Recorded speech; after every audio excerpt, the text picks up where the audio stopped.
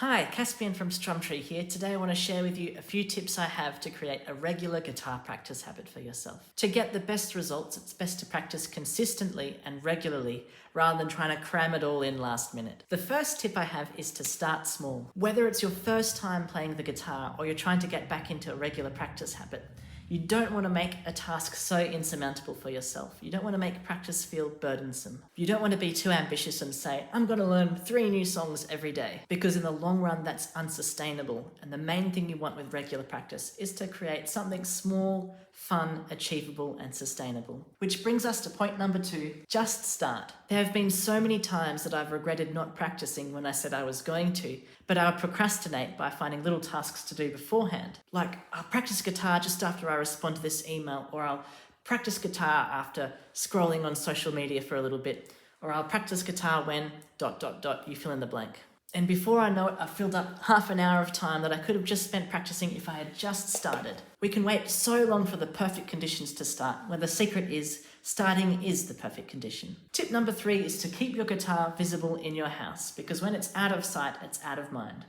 Once when I was a lot younger, my family moved house, and one of my guitars was packed away and we put it in the shed before we unboxed all the other things and put the furniture in the house. And my guitar just sat in its case in the shed gathering dust for months, until one day I went into the shed and I saw the guitar and I thought to myself, I could have been so much better at guitar by now if I had just put it somewhere where I saw it and remembered to practice. And the other benefit of keeping your guitar visible is you'll walk past it often and go, oh, there's my guitar. Maybe it's on a stand in the lounge room or the living room, and you go, there's my guitar.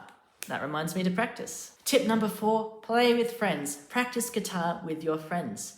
I know there's actually quite a few people at Strumtree who meet up together outside of class time and practice. And if you don't have friends that you can practice with, then joining a Strumtree guitar class is the perfect way to meet like-minded people at a similar level to your ability. And you can be sure to practice with the same group of people week after week, measuring your progress with each other. And who knows, if you keep this up for long enough, you might eventually start a band. And finally, tip number 5 is to work towards a goal. Regular practice is good, but if it's aimless, then you're not really going anywhere with it. Whether you're trying to learn a piece from start to finish or you're working towards performance, having some sort of goal is a great way to structure your practice, so you know exactly what you should be working on every time. That's why in our Strumtree classes we work towards a community performance at the end of term. So really, if you want to build a regular and reliable practice routine, joining a Strumtree guitar class will give you all of these benefits. You'll be able to start small, working on songs together.